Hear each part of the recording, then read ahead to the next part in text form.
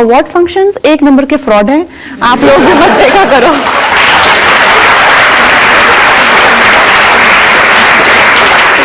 क्यों फ्रॉड कहा आपने? एक नंबर के फ्रॉड हैं, सबके सब ग्रुपिज्म होता है इनका। ये लोग जितने भी अवार्ड फंक्शंस के जो भी ऑर्गेनाइजर्स होते हैं, मान लीजिए कोई अवार्ड फंक्शंस के जो भी सीईओज हैं या ऑर्गेनाइजर्स हैं, ये लोग ऑर्गेनाइजर्स को लेते हैं, उनको पैसा देते हैं, तो ऑर्गेनाइजर सोचता है कि पैसा बचाने के चक्कर में मैं किस किस को अवार्ड के बदले में एक्सचेंज करके परफॉर्मेंस करा लूं, और ऑर्गेनाइजर ये सोचता है कि मैं सारे साल में अवार्ड जब आता है तभी मैं न्यूज में रहता हूं या तभी मेरे को एक्टर मिलते हैं, तो मेरी जो पैम्परिंग करेगा, मेरे को जो इस टाइम पे थोड़ा सा मस्का लगाएगा, तो वो मेरा जो फेवरेट्स है, ये सब फेवरेटिज्म चलता है वहां पे। सब तरह के ये कभी कोई ये बहुत गलत एनवायरनमेंट है ये अवार्ड्स का, मुझे तो नहीं पसंद बिल्कुल भी। तो सिर्फ नेशनल अवार्ड लेने आप जाती हैं? हाँ, नेशनल अवार्ड का मुझे एक तो सबसे अच्छा ये लगता है कि हाँ, नेशनल अवार्ड्स में एक तो कोई टीआरपी का चक्कर नहीं होता कि टीआरपी बढ़ेगी तो परफॉर्मेंस करो, ये वो कुछ नहीं। अगर आप नहीं भी आएंगे, आपको पता है जब मैं किसी अवार्ड फंक्शन में नहीं जाऊं, जो बड़े बड़े अवार्ड फंक्शंस हैं, 50 से 60 लोगों के फोन आते हैं मुझे, वो भी इंडस्ट्री के बिगेस्ट जो भी है 50 से 60 लोग, ऑर्गेनाइजर्स जो हैं, मीडिया हाउसेस जो हैं, धमकाते हैं आपको बैन कर देंगे, ये कर देंगे, वो कर देंगे। इतना क्या हो गया, आपको क्यों चाहिए कि मैं आऊं ही आऊं वहां पे, क्योंकि ये सब टीआरपी का चक्कर है। लेकिन नेशनल अवार्ड में आना है तो आओ, नहीं आना है तो नहीं आओ, किसी को कुछ नहीं पड़ी हुई, तो दूरदर्शन पे आता है और इस तरह का कोई टीआरपी का चक्कर नहीं है, तो मुझे जाना अच्छा लगता है। ये एक बोझ नहीं होना चाहिए। अगर मेरे को घर पे कोई काम है, मुझे नहीं जाना है, तो ऐसा नहीं मुझे 50 लोग फोन कर रहे हैं, मुझे परेशान कर दिया है। जो नहीं जाता उसको ज्यादा बुलाते हैं।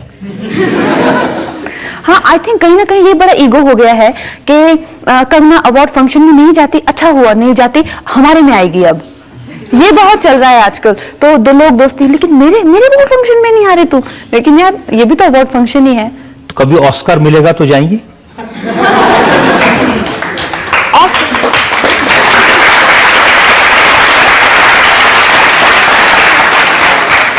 मुझे ऑस्कर का बिल्कुल कोई क्रेज नहीं है, और अगर मुझे कभी ऑस्कर मिलेगा भी तो भी मैं नहीं जाऊंगी। मुझे अपने देश में, अपने देशवासियों के लिए राष्ट्रपति से जो पुरस्कार मिलता है, मेरे लिए वही सबसे बड़ा है।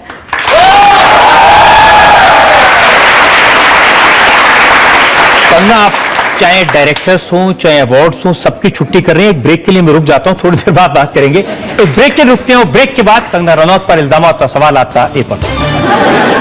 कंगना, फिल्म इंडस्ट्री के लोग कहते हैं आप हर चीज में आप फिल्म इंडस्ट्री को चैलेंज करती हैं। आप कहती हैं फिल्म इंडस्ट्री सेक्सिस्ट है, लड़कियों को डॉल समझती हैं, ऑब्जेक्ट समझती हैं। आप कहती हैं यहाँ 4 खानदान है, उनका राज चलता है। आप कहती हैं डायरेक्टर्स को अपने काम की समझ नहीं है। तो पानी में रह के मगरमच्छ से बैर। रजत सर, मैंने जो है बहुत ज्यादा संघर्ष देखा है, और मैंने ये भी चीज देखी है कि किसी की मेहनत से और किसी की किस्मत पे किसी का जोर नहीं है। लोग आपको ऐसा जताएंगे कि हाँ, हमारे हाथ के अंडर रहो, हमारे पपेट बन के रहो, तभी तुम्हारा अच्छा होगा। ये आप में रहम और डर जगा देते हैं ये लोग, तो आप अपने पैरों पे कभी खड़े ही नहीं हो पाते। तो मुझे तो इंडस्ट्री में, मैं ऐसा नहीं किसी को बदलना चाहती हूँ कि इंडस्ट्री ऐसे चले, कि लोग ऐसा करें, ऐसा पता नहीं क्यों लोगों को लगता है। लेकिन जो मुझे जो रास्ते में मुझे लगता है कि ये गलत हो रहा है या मेरे साथ गलत, तो मैं सिर्फ उसी के खिलाफ। अब करण जौहर इतने बड़े डायरेक्टर हैं, सब डरते हैं उनसे, आपने कह दिया ये मूवी माफिया है। मुझे डर नहीं लगता उनसे।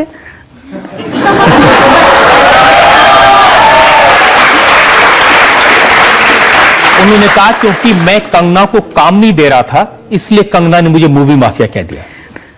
करण जौहर की मैंने एक फिल्म की हुई है, उंगली में, उन्होंने मेरे को कोई 10 मिनट, वो मेरी लाइफ की सबसे बड़ी फ्लॉप फिल्म है, मुझे चाहिए ही नहीं उनसे काम, बिल्कुल नहीं चाहिए। लेकिन आपने उनसे ये भी कहा कि वो नेपोटिज्म के जो खानदानवाद चलता है उसके फ्लैग बेरर हैं। तो मेरे सामने बैठे हुए थे, बातचीत कर रहे थे, उन्होंने मुझे कहा कि कंगना तुम अपने में ही रहती हो, कहीं कोई पार्टीज में नहीं जाती, दिखती नहीं हो, अपना ही तुम्हारा मतलब मेरी फैमिली में ही मैं खुश हूँ, तो तुम बड़ी मतलब अपने में ही रहती हो। तो मैंने भी उनकी एक ऑब्जर्वेशन उन्होंने मेरे बारे में बताई, तो मैंने भी कहा कि यार आप लोग लेकिन बहुत एक क्लोज निट सर्कल हो और आप लोग काफी मतलब नेपोटिज्म और ये सब देखने को मिलता है, तो मैंने सोचा हम कुछ ऐसे ही आदान प्रदान कर रहे थे विचारों का, वो तो बिल्कुल ही चढ़ गए बाद में, फिर मुझ पे बहुत ज्यादा गुस्सा हो गए। आपने कह दिया कि ये 4-5 खानदान है जो फिल्म इंडस्ट्री चलाते हैं, तो ये तो बात सच है। देखिए तो लोग कहते हैं जो खानदान वाले बच्चे होते हैं उनको फिल्म इंडस्ट्री को ऑब्जर्व करने का, उनको डिक्शन का, लैंग्वेज का, हॉर्स राइडिंग का, डांस का, ये सब की ट्रेनिंग मिलती है। उनको क्या होता है कि बचपन से ही ये ट्रेनिंग्स जो है वो चलती है, तो जब वो बड़े होते हैं या ऑडिशन देते हैं तो उनके बाल अच्छे बने होते हैं, अच्छा मेकअप उनको आता है, जर्नलिस्ट ऑलरेडी उनके फ्रेंड होते हैं, उनकी पैम्परिंग करते रहते हैं। तो हाँ, जब उनकी पहली फिल्म आती है, मैं अपनी पहली फिल्म में मेरा अगर आप देखें मेकअप, हेयर जो भी है उस हिसाब से, या अगर फिल्म इंडस्ट्री के बच्चों का देखें जिस तरह से उनको बड़े लेवल पे उनका लॉन्च होता है, तो फर्क तो बहुत होता है। लेकिन ये कहना कि वो बेहतर है हमसे, ये बहुत गलत है, क्योंकि ऐसा नहीं होता। इंसान का मेकअप या इंसान के हेयर या इंसान की कोई ट्रेनिंग इंसान को बेहतर नहीं बनाती है। उसकी जिंदगी, उसका जिंदगी देखने का नजरिया, उसका तजुर्बा, हमारे पास ट्रेनिंग हो चाहे नहीं हो, लेकिन हम लोगों के पास भी नजरिया है जिंदगी का, और आप लोगों से बेहतर है क्योंकि हम अपनी जिंदगी को अपनी तरीके से देखते हैं, एक 4 दीवार में बैठकर फिल्मी दुनिया के नजरिए से नहीं देखते हैं। सो मुझे लगता है कि आर्टिस्ट जो है, आर्ट जो है वो डेमोक्रेटिक है, वो सबका है इंडिया में। तो ऐसा कहना, और ऐसा उन्होंने जो एक वाहियात ब्लॉग लिखा था जिसमें कहा था कि इंडस्ट्री के ही बच्चे सबसे बेस्ट हैं, वही अच्छे दिखते हैं। मैंने 50,000 लड़कियों को ऑडिशन किया और उसमें जो है कोई भी एक भी निकल के नहीं आया। ये वही आता है बिकॉज आपका नजरिया है, वो जरूरी नहीं है ये सच है, आप ऐसा समझ सकते हैं। अब लेकिन हो सकता है मुझे कोई ऐसा अच्छा लगे जो कि बिल्कुल रॉ हो, जो कि जब मुझे अनुराग बासु ने देखा था, इनफैक्ट मुझे बहुत लोगों ने ऑडिशन में जो है रिजेक्ट भी किया है, बहुत लोगों ने मुझे काम भी नहीं दिया है। लेकिन जब मुझे शेखर कपूर जी ने देखा गैंगस्टर से पहले, तो उन्होंने मुझे कहा तुम्हें फिल्मों में काम करना चाहिए। अनुराग बासु ने मुझे देखा तो कहते कि अरे वाह तुम्हारे बाल बड़े अच्छे हैं। तो जबकि मैंने ऐसे, मैं लोगों का नाम नहीं लेना चाहती, लेकिन कहीं वो तो बाल स्ट्रेट करा लो, तुमको डिंपल नहीं पड़ते हैं, तुम्हारी आंखें भी काली हैं। तो अपना अपना नजरिया होता है। अभी वही चीज जो है अनुराग बासु को अच्छी लगी, वही किसी को अच्छी नहीं लगी। आदित्य चोपड़ा ने आपको कहा कि आप तो 10 साल में भी कहीं नहीं पहुंच सकती।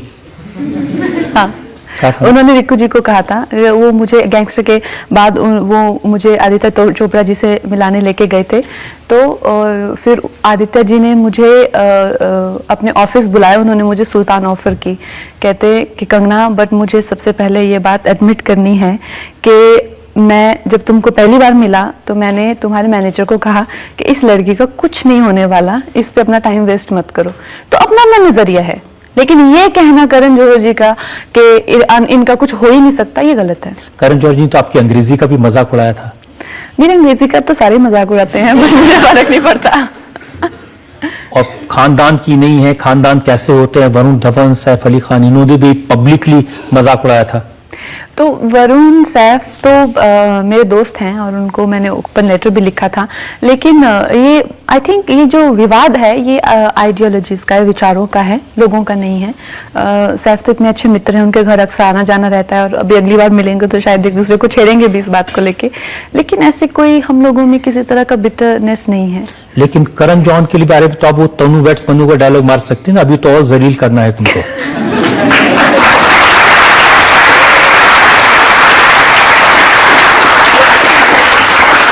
और आप घी डाल रहे हैं उसमें पूरा।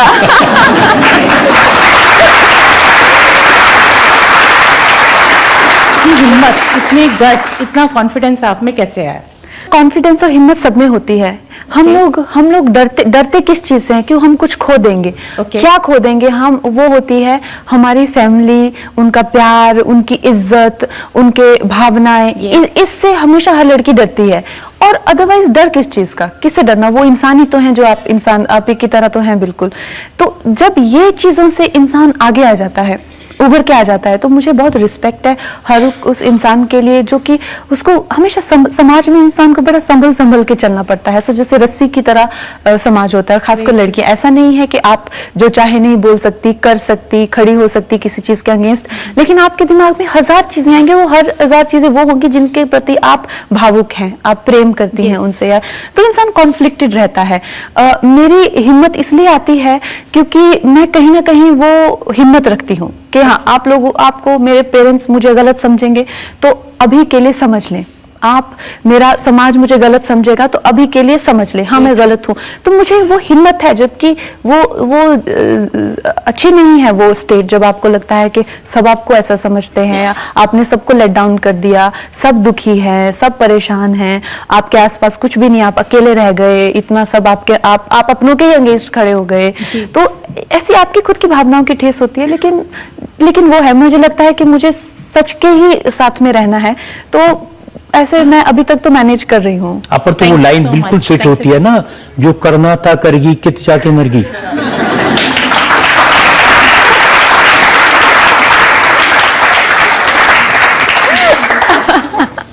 वो मेरे गाने की लाइन है।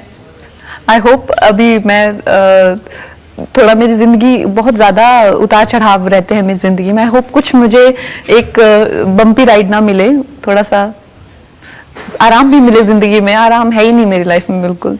लेकिन अगर हिम्मत दिखानी हो तो आराम कैसे मिलेगा? बस वही अगर है। सबसे टकराना है, बगावत करनी हो तो आराम कैसे मिलेगा?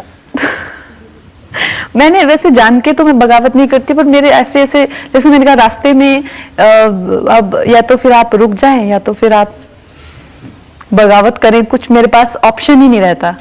जब हम यूनिवर्सिटी में थे तो हम एक डायलॉग, एक नारा लगाया करते थे, सच कहना अगर बगावत है तो समझो हम भी बागी हैं। मुझे लगता है आप पर ये बिल्कुल फिट होती है बात। आप पे भी फिट होती है रजत।